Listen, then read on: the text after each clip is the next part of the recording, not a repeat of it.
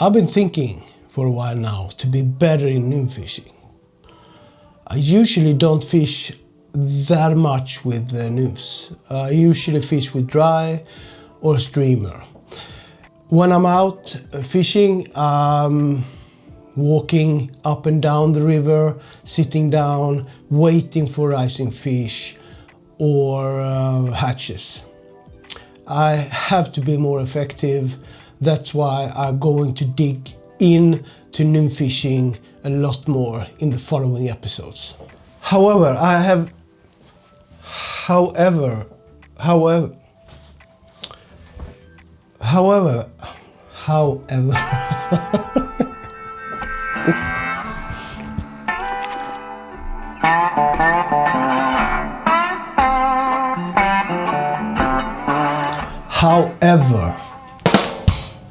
have not been that interesting in Euro-nymphing before because I don't want to change to a 10-foot rod with a fly reel and another line. So I just want one system when I'm out. So I was searching and searching on the web, and suddenly I was reading an article and that caught my interest. So instead of changing rods and fly reel, you just change the rig.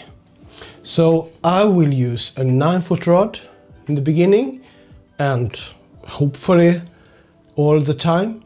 And then I have a fly line on the reel, and then I attach the rig, the nymph rig here. So I have never tested this system before, and I really want you to join me on this journey. You can learn a lot and I can learn a lot. And I will tell you about these techniques as I understand it. And I will make mistakes, of course, but and get some criticism for sure. But that's what fly fishing is all about, to learn new things. Why are we going to use this rig instead of fishing nymphs with an ordinary fly line? I will try to explain. This mono rig is a hybrid system, so you can fish both with nymphs, streamers, dry dropper, wets and small dries, indicator if you want that. And with this 20-pound mono line as a fly line substitute, you have better control, you have contact, and the strike detection are gained with this mono rig. The mono rig is similar to Euro-nymphing, of course, but here we can decide whatever we want to use, streamer, dry fly, dry dropper, with or without split shot. You decide. But I will concentrate my first videos here now because I'm new to this system, so I will concentrate on nymph fishing. So what is all about?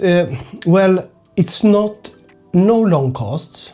It's about 10 meters. I will start with 10 meters and then maybe you can cast longer, shorter, I don't know. And you work your upstreams. You cast always upstreams and hand the contact. I will try to explain why you don't want to use ordinary fly line. I have did a drawing on this. So with the fly line you get this sack on the fly line. You don't want that. When you use a mono rig that we are going to use, you get a straight line from the rod. So from the rod you get a straight line, so you have the contact with the nymphs all the time. I do have a picture here showing you the rig. We call the two first materials as a base. So it's Maxima Chameleon, 20 pounds, and it's around 24 feet, 7.3 meters. You can do it longer if you want. So I think I would do it a little bit longer than this, around, let's say 10 meters. For the second part, we use 2 feet of Maxima HV. 12 pounds. So that those two materials are the base. And then we have the sighter. I think we call it that. You use a lot of colorful colors. Yeah. So you have a 12 pound of Sufix neon fire. And after that you have a 10 pound of Gold Stren. And then after that you have a Tippet Ring. And after that you have Rio two-tone Tippet materials. After that you have a 4X Fluorocarbon. Then you have a tag for an upper nymph. I will show you that. And then you have a 5X Fluorocarbon Tippet and the end fly. Already done the rig here. I don't know if you see the line actually. But so I have first 7.3 meters of Chameleon, Maxima Chameleon. So, and then I attached that to the fly line with a clinch knot. And here I have a blood knot to the 12 pound of Maxima HV. So it's just a short line here. It's 2 feet. And then I have 12 inch, it's 0.3 meters of Sufix neon fire.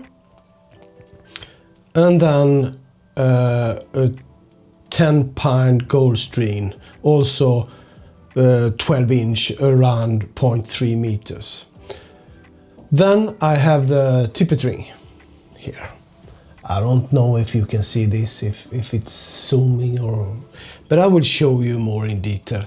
And then after that I have the Rio 1X Rio two-tone Tippet material. And then after that we are doing the 4X Fluorocarbon Tippet, and then a tag for upper nymph, and then 5X Fluorocarbon Tippet, and then the end fly. So let's do this. I will attach this to the fly line with a clinch knot. And don't bother about the core of this fly line is really strong, so even if you, so I just do a knot here with a clinch knot, like 4 or 5, and I really want to learn your knots. Just practice, practice, practice, and learn the knots, because you are going to change rigs so often. So learn your knots. That's very important. Maybe I do an episode on just the knots, how to tie them.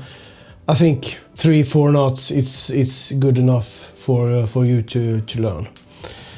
Now we have it on the fly line. So now we have the whole rig, and we will do the tag for the upper nymph and the 4X Fluorocarbon. I will show you that. Now I'm actually back, and I have the rig here now. So I attached the leader, the tippet, to the two-tone tippet material from Rio. We'll have 1 meter of 4X Fluorocarbon attached to the, and then Orvis tippet knot. So the upper fly is pointing upwards. I hope you can see this. And then I have the end fly. So the end fly should be heavier. The dropper that we call the upper fly should be the lighter one. So here it is, and now we have everything for us to go out fishing.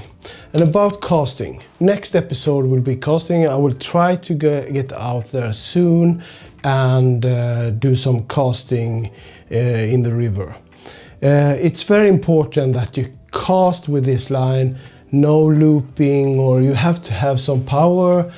You will cast as an ordinary fly line, do a tucker cast in the end, so the flies drops first. That's very important, but I will show you in the next episode. So from me to you, I just say bye. Goodbye.